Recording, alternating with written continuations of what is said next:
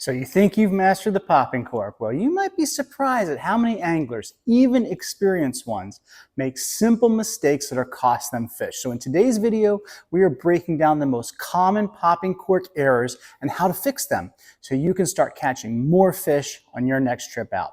Let's get started. All right, so the top popping cork mistakes that I've noticed as we've been helping people fish and as we've been making these popping corks and getting them into people's hands, there's some things that I've noticed that people are doing that are really costing them fish.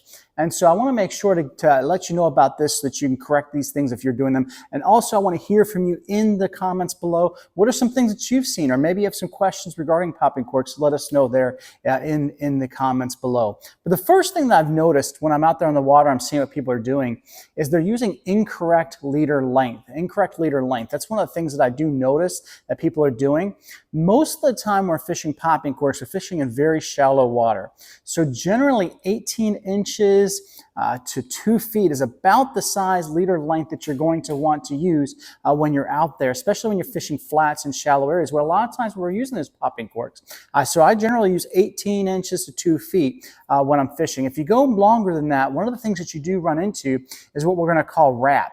When you go to throw the popping cork, you're going to find that leader line from the bottom. It's going to wrap up because it's going to start helicoptering. And so you want to make sure that we're not getting wrapped up. That's going to reduce the popping cork's effectiveness. So that's one thing I've noticed is the incorrect leader length. Now you say, well, Ben, can we fish them in deeper water? And the answer to that is yes. Yes, you can. And I'm going to give you a couple of tricks here if you are going to be fishing them in, like, say, a 3-foot leader length or something like that, which is a little bit longer. I really wouldn't go much longer than that, but let's just say you're going to go a little bit deeper and you want to get it out there and you want to be using a popping cork. What are you going to do? Well, one of the tricks that we're going to use is a jig head. I'm going to put a jig head on the bottom of the leader, and that's going to help you because it's going to weigh it down. It's going to stop it from getting wrapped. So that's one of the things that would also be helpful. And if you're fishing live bait, another thing that people use is split shots. Putting a split shot right above the hook, and that'll help keep that bait down and from helicoptering around the top of the popping cork. Make sure your leader length is correct. That's one of the things I see people do all the time. That's going to reduce their effectiveness when throwing popping corks. Here's another tip if you're experiencing that line wrap around the top of the popping cork, and this comes courtesy of a fishing coach friend of mine, Scott Ray. And one of the things he said to do is to use a heavier mono line between the top of your cork and your braid. You can go really heavy, he said, maybe 60-pound, 80-pound test even, to go between your actual top of your popping cork and your braid, because really the fish aren't going to see it anyway. You're going to use the lighter, maybe 20-pound fluorocarbon or something like that below the popping cork, but above it, that's going to help from getting wrapped as well, using that heavier mono line between the top of your popping cork and your braid. Just another pro tip there to help you out if you're experiencing that sort of thing when using your popping corks. The second one is fishing popping corks in wrong conditions. You say, there are wrong conditions but you make popping corks. Surely you fish them all the time. And the answer to that is no, I don't. I don't fish with popping corks all the time. Matter of fact, there are conditions that I won't use a popping cork because it's not as effective. Fishing corks in the wrong conditions are not going to be effective. What you're going to be looking for when you're fishing a popping cork is warming trends. And the reason why I say warming trends, it's when the water's getting warmer and the fish are coming up to the surface. If they're too deep or if they're not on the flats, they're not going to be there, not going to be effective. So look for those warming trends. That's really going to help you to know that the fish are coming up. So like, for example, we're coming into the fall. The fall is a perfect time to use popping corks. The fall, winter, spring, some of the best times to use popping corks because the water is cold in the morning. And as it warms up, the surface temperature gets warmer, the fish come up. And as they come up, those popping corks are really effective to get those fish's attention. So after a cold front, when the water's cool, popping corks generally are not as effective. And I'll be honest about that. If somebody wants to sell you a popping cork, I'm going to tell you that. They're generally not as effective.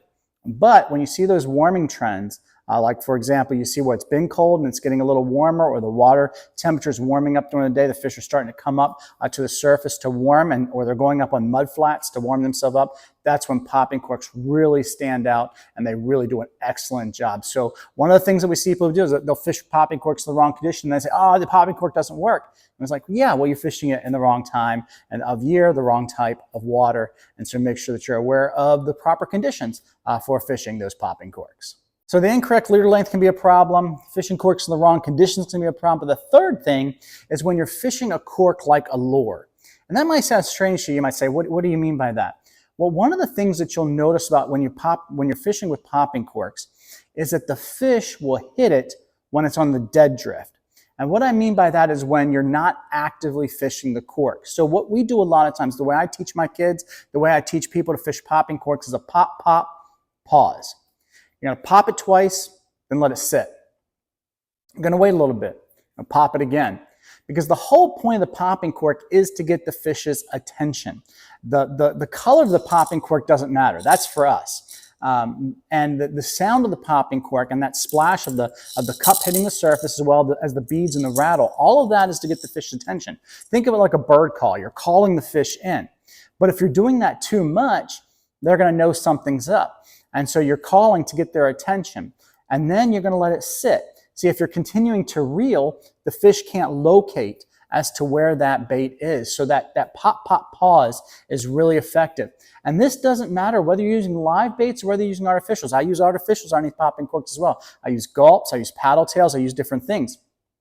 And when I'm using even artificial lures under the popping corks, I do the same thing. Pop, pop, and then I let it pause. Because the bait, whether it's a gulp or whether it's an imitation shrimp or paddle tail, you still got the movement of the water that's moving that bait up and down or more side to side and giving it some action that the fish can cue in on. And so that pop, pop, and then let it pause. And what you'll find is that on that dead drift, that's when the fish is going to strike. That popping is simply to get their attention. So let us know in the comments what you think about these things. Here are some of the things that I've noticed as we've been fishing popping corks with people, some things that help you to get on more fish. But I want to hear in the comments some things that maybe you've observed or questions you have regarding popping corks and how to use them effectively, because this is definitely the time of year to get on them. Until next time, may the fish be with you and God bless.